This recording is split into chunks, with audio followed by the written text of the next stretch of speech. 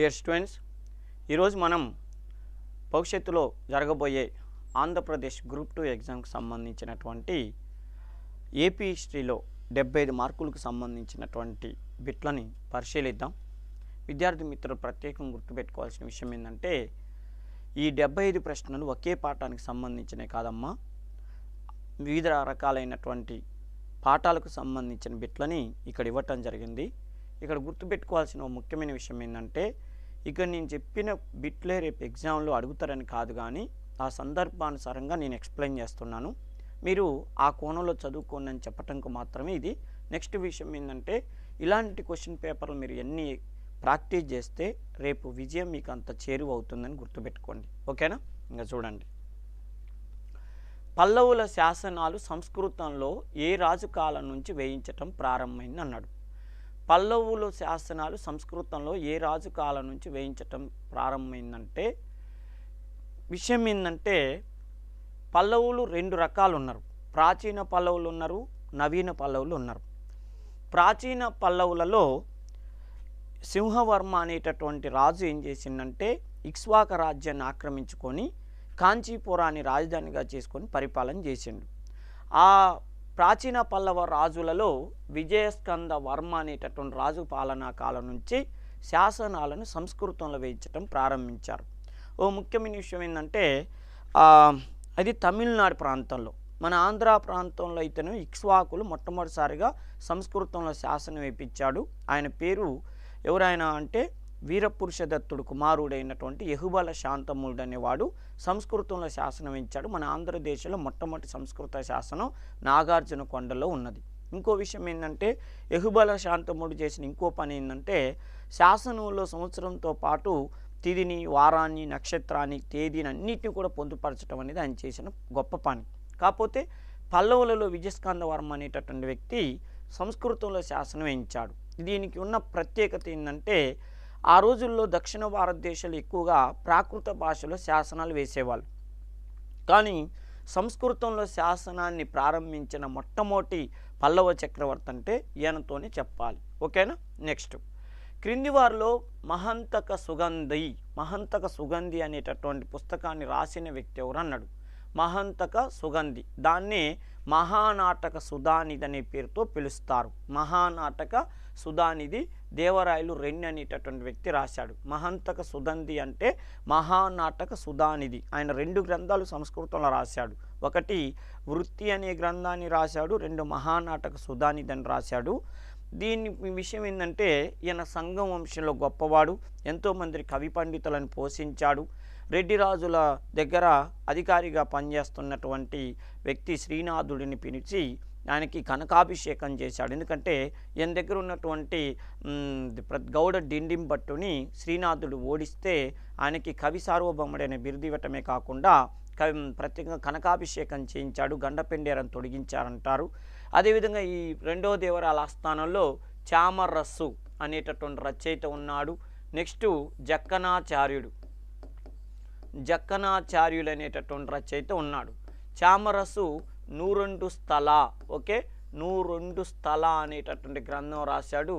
జక్కనాచార్యుడు చామరసు ప్రభులింగ లీల, okay, Prabhulinga లీల అనేటటువంటి గ్రంథాన్ని రాశాడు. ఇటు దట్టు అటు దిట్టయింది, ప్రభులింగ లీల రాశాడు. డియర్ స్టూడెంట్స్, ఆంధ్రప్రదేశ్ రాష్ట్రంలో ఏపీపీఎస్సీ గ్రూప్ 2 ప్రిపేర్ అవుతున్నటువంటి విద్యార్థులందరికీ మన విజయవాడలో ఉన్నటువంటి హర్షిత్ అకాడమీ ఒక సువర్ణటువంటి అవకాశాన్ని కల్పిస్తుంది. అదేమిటంటే, త్వరలో గ్రూప్ 2 ఎగ్జామ్ రాయబోయేటటువంటి, అంటే మెయిన్స్ రాయబోయేటటువంటి విద్యార్థులందరికీ ఒక డౌటు ఏంటంటే, 2-3 సంవత్సరాల నుంచి గ్రూప్ 2 ఎగ్జామ్కి చాలా సీరియస్గా ప్రిపేర్ అయ్యాం. కాకపోతే క్వశ్చన్ పేపర్ ఎలా ఉంటుంది అనేటటువంటి ఒక పెద్ద డౌటు.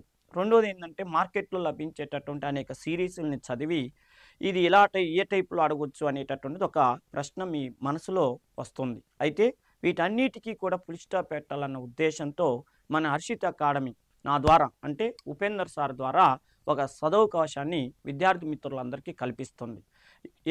ఏపీ ఎగ్జామ్లో, అంటే ఏపీపీఎస్సీ ఎగ్జామ్లో గ్రూప్ 2లో ఖచ్చితంగా విజయం సాధించాలంటే మీరు చేయాల్సినటువంటి ఒక అద్భుతమైనటువంటి పని ఏంటంటే, ఈ గ్యాప్లో, అంటే ఇప్పటికే చాలా పుస్తకాలు చదివి ఉంటారు, ఎంత సబ్జెక్ట్ వచ్చినా కూడా క్వశ్చన్ పేపర్ ఎలా ఉంటుంది, దాన్ని ఏ టైప్లో క్వశ్చన్ అడగొచ్చు, ఆ సందర్భానుసారంగా మనం దానికి ఆన్సర్ చేయగలుగుతామా లేవా అనేటటువంటిది ప్రతి ఒక్కరి మనసులో మెదిలేటటువంటి ఆలోచన. వీటన్నిటికీ కూడా చరమగీతం పాడాలంటే ఈ అవకాశాన్ని మీరు వినియోగించుకోండి. ఏంటంటే హర్షిత అకాడమీ వారు మీకు కల్పించినటువంటి ఒక అవకాశం ఏంటంటే, నా అనుభవాన్ని అంటే ఏపీపీఎస్సీ ఎగ్జామ్లో హిస్టరీకి సంబంధించి దాదాపు 20 సంవత్సరాల ఎక్స్పీరియన్స్ ఉన్నటువంటి నా అనుభవాన్ని ఉపయోగించుకొని 12 క్వశ్చన్ పేపర్లు, ప్రతి క్వశ్చన్ పేపర్లో 75 మార్కులతో ఈ పేపర్ని రూపొందించడం జరిగిందమ్మా. 12 క్వశ్చన్ పేపర్లు అంటే 900 క్వశ్చన్స్ని ఆ క్వశ్చన్ వరకే కాకుండా దాని పూర్వపరాలు, ఏ సందర్భంలో ఆ ప్రశ్న వచ్చింది, ఎలా వచ్చింది, మనం దాన్ని మొత్తం ఆ పాఠాన్ని మొత్తాన్ని కూడా ఎక్స్ప్లెయిన్ చేసే విధంగా చాలా డెప్త్గా వివరించడం జరిగింది. ఇలాంటి క్వశ్చన్ పేపర్లు 12 క్వశ్చన్ పేపర్లని 75 ప్రశ్నల లెక్క మొత్తం 900 బిట్లని వీళ్ళు 12 పేపర్లుగా చేయటం జరిగింది. దీనిని మీరు చేయాల్సినటువంటి పని ఏంటంటే, న్యూ ఇయర్ సందర్భంగా అసలు దీనికైతే వీళ్ళు వాస్తవంగా పెట్టినటువంటి రేట్ ఎంత అంటే 999 రూపాయలు పెట్టారు. దీన్ని న్యూ ఇయర్ సందర్భంగా కేవలం 299 రూపాయలకు మాత్రమే అందిస్తుంది. ఇందులో ప్రతి అంశాన్ని, ఉదాహరణకి ఒక శాతవాహనుల పాఠం ఉందనుకోండి, ఆ శాతవాహనుల పాఠంతో పాటు మళ్ళీ మనకి ఆంధ్రప్రదేశ్ రాష్ట్రం విభజన 2014లో రాష్ట్ర విభజన వరకు ప్రతి టాపిక్ని కూడా ఈ 75 మార్కుల్లో, ఉదాహరణకి ఒక పేపర్ ఇప్పుడు ఇక్కడ 12 ప్రశ్నాపత్రాలు ఉన్నాయి అన్నాం. దీంట్లో ఫస్ట్ ప్రశ్నాపత్రం ఉందనుకోండి, కేవలం శాతవాహనుల గురించే కాదు, ప్రతి ప్రశ్నాపత్రంలో కూడా శాతవాహనుల దగ్గర నుంచి మొదలు పెడితే 2014లో స్టేట్ డివైడ్ అయ్యేంత వరకు, అంటే ఆ 75 మార్కుల ప్రశ్నాపత్రంలో అన్ని టాపిక్లు ఉంటాయి. ఇక్కడ విద్యార్థులు గమనించాల్సిన విషయం ఏంటంటే, మీరు ఈ ఎగ్జామ్స్ దగ్గరకు వస్తున్న సమయంలో ఎట్టి పరిస్థితుల్లో ఒక పేపర్ తీసుకొని శాతవాహనుల పాఠం మీద ఒక 100 బిట్లు, తర్వాత ఇక్ష్వాకుల మీద ఒక 100 బిట్లు అట్లా చేసేదానికంటే ప్రతి క్వశ్చన్ పేపర్లో ప్రతి టాపిక్ ఉండేటట్టుగా సిలబస్ మొత్తం కూడా కవర్ అయ్యేటట్టుగా ఉంటే మీకు ఎక్కువ మార్కులు రావడానికి అవకాశం ఉంటుంది. దాన్ని దృష్టిలో పెట్టుకొని నేను ఈ క్వశ్చన్ పేపర్ని తయారు చేయడం జరిగింది. ఈ 12 ప్రశ్నాపత్రాలను కనుక ఎవరైతే ఈ సందర్భానుసారంగా ఎగ్జామ్ లోపల దీన్ని బాగా అధ్యయనం చేస్తారో, ఆన్లైన్ క్లాసుల్లో ప్రత్యేకంగా ఆన్లైన్ ఎగ్జామ్ రాయటంతో పాటు పేపర్ ఎక్స్ప్లెనేషన్ పొందేటటువంటి అవకాశాన్ని ఎవరైతే వినియోగించుకుంటారో వారు ఖచ్చితంగా విజయం సాధిస్తారని నేను మాటవిస్తున్నాను. ఇంకో ముఖ్యమైనటువంటి విషయం ఏంటంటే, ఈ ప్రశ్నాపత్రాలకు ఇప్పుడు మీకు అవకాశం కల్పిస్తున్నది ఏంటంటే, కేవలం 299 రూపాయలకు మాత్రం ఈ ప్రశ్నాపత్రాలు మీకు అందిస్తున్నది. న్యూ ఇయర్ సందర్భంగా వీటిని వినియోగించుకోవాలని కోరుకుంటున్నాను. విద్యార్థి మిత్రులకు ఒక విన్నపం ఏంటంటే, ఇప్పుడు మన హర్షిత అకాడమీ వాళ్ళు కల్పిస్తున్నటువంటి ఆఫర్లు, ఈ క్వశ్చన్ పేపర్ ఎక్స్ప్లెనేషన్ అంతా కూడా మన హర్షిత అకాడమీ యాప్కు సంబంధించింది ఇవ్వటం జరుగుతుంది. దాన్ని మీరు డౌన్లోడ్ చేసుకోవాలని కోరుకుంటున్నాం. జక్కనాచార్యుడు 102 స్థల అనేటటువంటి గ్రంథాన్ని రాశాడు. ఓకేనమ్మా, ఈయన ఆస్థాన పండితులు వాళ్ళు. నెక్స్ట్ విషయం ఏంటంటే, ఇక చూడండి, కొండజాతి ప్రజల మద్దతుతో కంపెనీపై తిరుగుబాటు చేసిన విజయనగర జమీందారు ఎవరు అన్నారు అంటే, 1760వ సంవత్సరం కల్లా మన ఆంధ్ర ప్రాంతంలో బ్రిటిష్ వారు డామినేషన్ చేశారు. ఈ 1760 ప్రత్యేకత ఏంటంటే, ఆంధ్రదేశంతో పాటు భారతదేశం మొత్తం మీద వాందివాసి యుద్ధ ప్రభావం పడింది. వాందివాసి యుద్ధంలో ఫ్రెంచ్ వారు ఘోరంగా ఓడిపోయి బ్రిటిష్ వారు డామినేషన్ చేశారు. ఆ తర్వాత మన ఆంధ్ర ప్రాంతంలో అనేక జమీందారీ ప్రాంతాలను బ్రిటిష్ వాళ్ళు కైవసం చేసుకున్నారు. ఆ కైవసం చేసుకున్నటువంటి రాజ్యాల్లో ఒకటి విజయనగరం జమీందారు.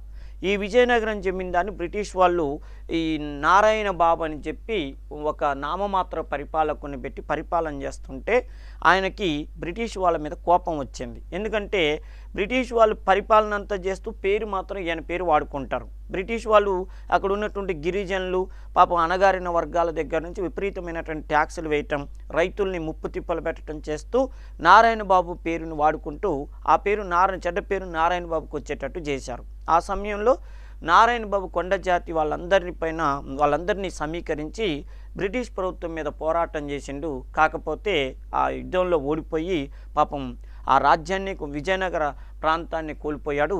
డైరెక్ట్గా బ్రిటిష్ వాళ్ళు ఆ ప్రాంతాన్ని పరిపాలన చేయటం ప్రారంభించారు. ఓకేనా.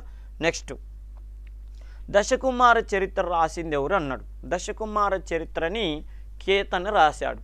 దశకుమార చరిత్ర అనగానే మీకు పల్లవులు, మీరు ప్రిలిమ్స్లో పల్లవుల పాఠం చదివారు.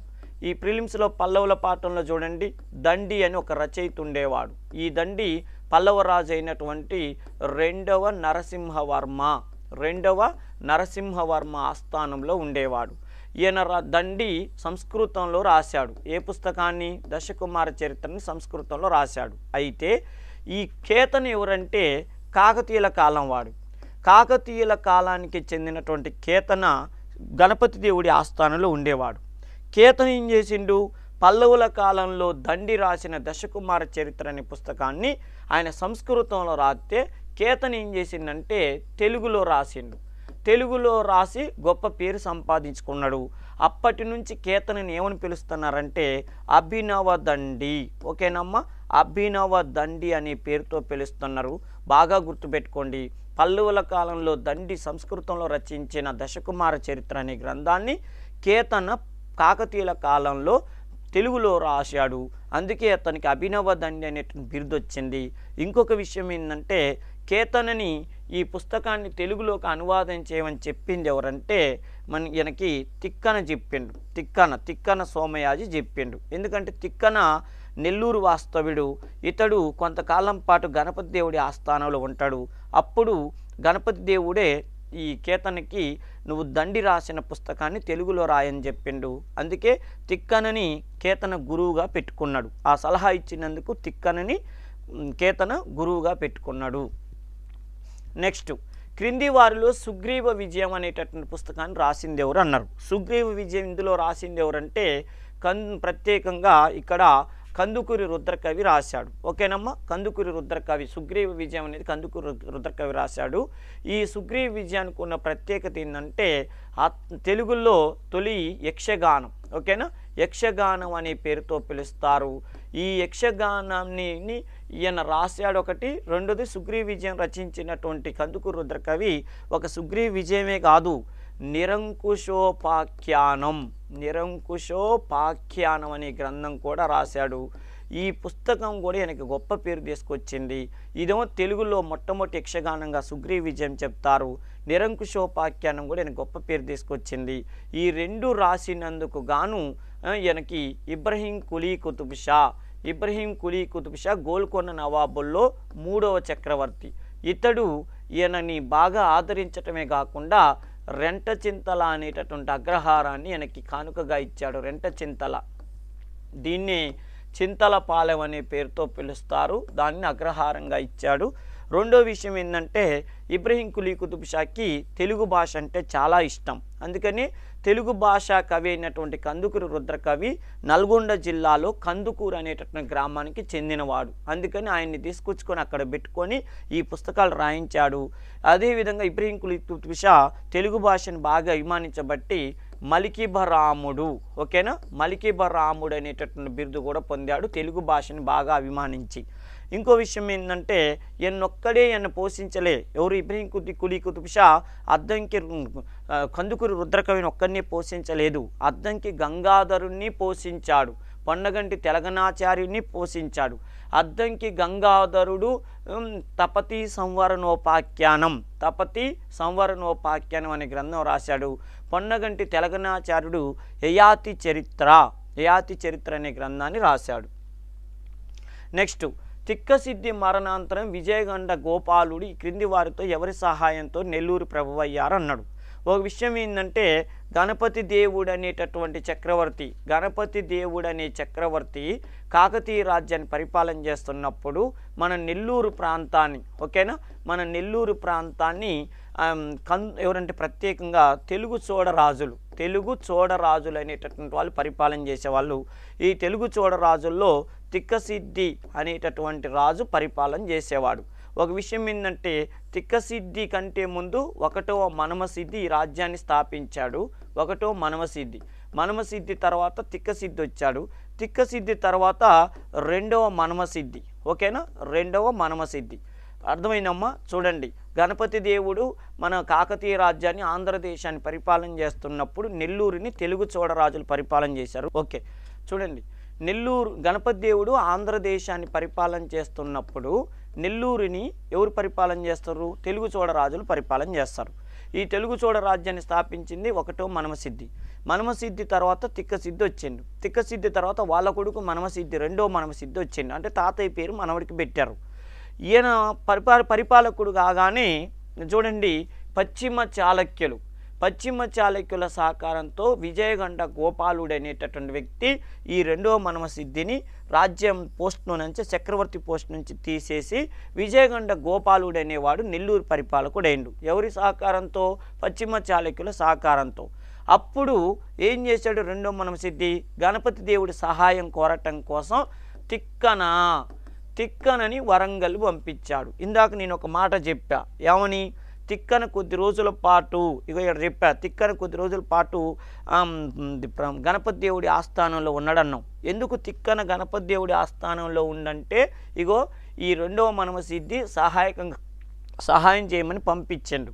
అప్పుడు తిక్కన గణపతి దేవుడిని అడిగాడు, ఆ అబ్బాయి సింహాసనం కోల్పోయి ఇబ్బంది పడుతుండు, మీరు కొద్ది సహాయం చేయండి అని చెప్తే, అప్పుడు మన గణపతి దేవుడు ఈయనకి సహాయం చేసి మళ్ళీ సింహాసనం మీద కూర్చోబెట్టాడు. అర్థమైందమ్మా? మొత్తానికి రెండవ మనమసిద్ధిని కొంతకాలం పాటు సింహాసనం కోల్పోయేలా చేసిన వ్యక్తి విజయగండ గోపాలుడు. నెక్స్ట్, క్రింది వారిలో ఉమ్మడి ఆంధ్రప్రదేశ్ రాష్ట్రానికి చివరి ముఖ్యమంత్రిగా పనిచేసిన వారు ఎవరు అన్నారు? చూడండి, ఒకటి కాకతీయ రాజ్యం అయితే, ఒకటి చోళ రాజ్యం, ఒకటి చాళుక్య రాజ్యం, అట్లా రకరకాలు.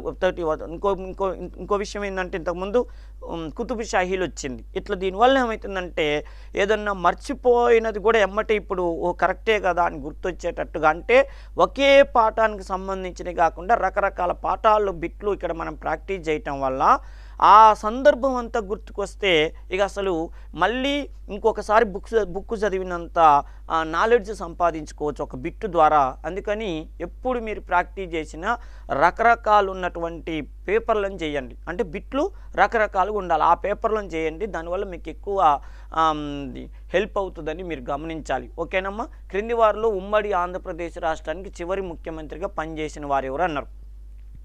ఉమ్మడి ఆంధ్రప్రదేశ్ చివరి ముఖ్యమంత్రి అంటే నల్లారి కిరణ్ కుమార్ రెడ్డి కదా. అంతేగా 1956లో ఆంధ్రప్రదేశ్ రాష్ట్రం ఏర్పడితే 2014 వరకు ఆంధ్రప్రదేశ్ కొనసాగింది. ఈ మధ్యకాలంలో మన ఆంధ్రప్రదేశ్కి 21 మంది ముఖ్యమంత్రులు అయ్యారు. ఆ 21 ముఖ్యమంత్రుల్లో నల్లారి కిరణ్ కుమార్ రెడ్డి అనేటటువంటి వ్యక్తి, చిత్తూరు జిల్లాకు చెందినటువంటి వ్యక్తి, ఇతడు చివరి ముఖ్యమంత్రిగా చెప్తారు. ఈయన తన ముఖ్యమంత్రి పదవికి రాజీనామా చేసిండు. ఎందుకు రాజీనామా చేసిండంటే, ఆంధ్రప్రదేశ్ రాష్ట్రాన్ని విడదీయటం అనేది ఆయనకి ఇష్టం లేదు. అంటే తెలంగాణ ఆంధ్రప్రదేశ్ విడదీయటం ఆయనకి ఇష్టం లేదు. అందుకని కాంగ్రెస్ పార్టీకే రాజీనామా చేసి తన ముఖ్యమంత్రి పదవికి కూడా 2014వ సంవత్సరం ఫిబ్రవరి నెల 19వ తారీఖు నాడు రాజీనామా చేసి ఈయన ఒక పార్టీ పెట్టిండు. జై సమైక్యాంధ్ర పార్టీ అని ఒక పార్టీ పెట్టిండు. అర్థమైందమ్మా? తర్వాత చూడండి, ఫస్ట్ ముఖ్యమంత్రి నీలం సంజీవరెడ్డి, ఓకేనా? చివరి ముఖ్యమంత్రి నల్లారి కిరణ్ కుమార్ రెడ్డి. నెక్స్ట్, కాకతీయుల కాలంలో ప్రసూతి వైద్యశాలల గురించి తెలిపే శాసనం ఏది అన్నాడు? అంటే మార్కాపురం శాసనం. దీన్ని రుద్రమ్మదేవి వేయించింది. ఓకేనా? రుద్రమ్మదేవి పరిపాలకురాలుగా 1262 నుంచి 1289 మధ్య కాలంలో ఉంది. ఆ కాలంలో మార్కాపురం శాసనం అనే శాసనం ఇప్పించింది. ఈ శాసనం ద్వారా 2 విషయాలు: ఒకటి, కాకతీయుల కాలంలో ప్రసూతి వైద్యశాలలు ఏర్పాటు చేశానని చెప్పింది. రెండోది, ఈమె గురువు ఎవరంటే విశ్వేశ్వర శంభు.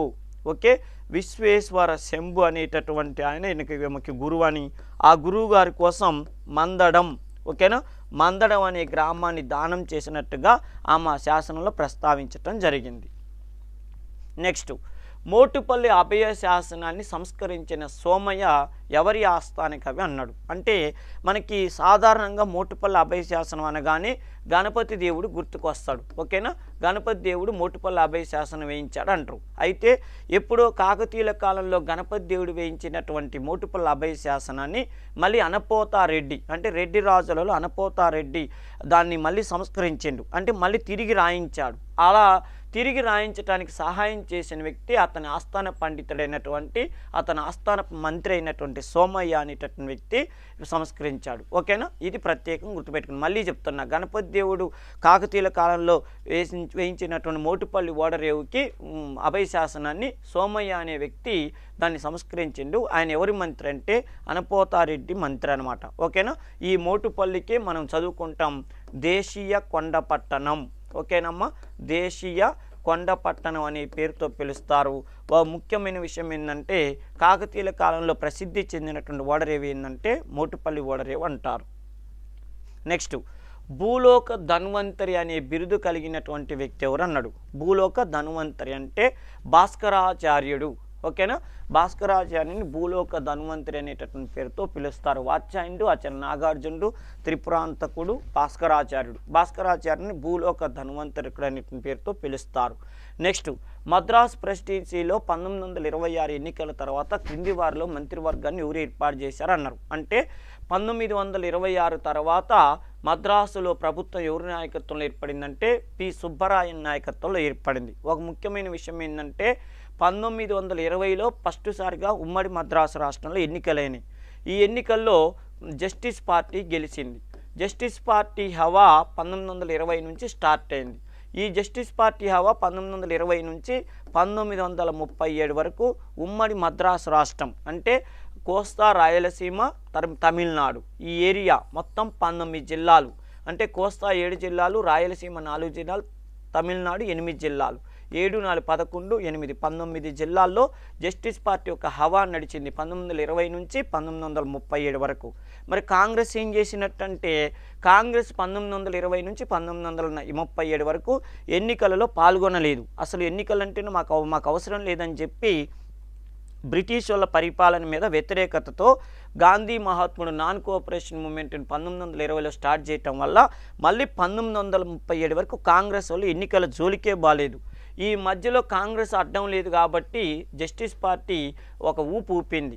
1937 తర్వాత ఏమైందంటే జస్టిస్ పార్టీ పని అయిపోయి ఐఎన్సి 1937 ఎన్నికల్లో కాంగ్రెస్ పార్టీ ఎన్నికల్లో పోటీ చేసి ఘన విజయం సాధించింది. ఓకేనా, ఇప్పుడు 1920లో ఎన్నికలు జరిగినాయి, 1926లో ఎన్నికలు జరిగినాయి, 1932లో ఎన్నికలు జరిగినాయి. ఇట్లా జరుపుకుంటూ వచ్చినాయి. ఈ మధ్య కాలంలో సుబ్బరాయన్ నాయకత్వంలో 1926 ఎన్నికల్లో జస్టిస్ పార్టీ ప్రభుత్వాన్ని ఏర్పాటు చేసింది. 1937లో మాత్రం చక్రవర్తుల రాజగోపాలాచారి సిఆర్ఆర్ చక్రవర్తుల రాజగోపాలాచారి కాంగ్రెస్ పార్టీ తరఫున తొలిసారిగా ముఖ్యమంత్రి అయ్యారు. నెక్స్ట్, క్రింది వారిలో జేవీపీ కమిటీలో సభ్యులు కాని వారెవరు అన్నారు.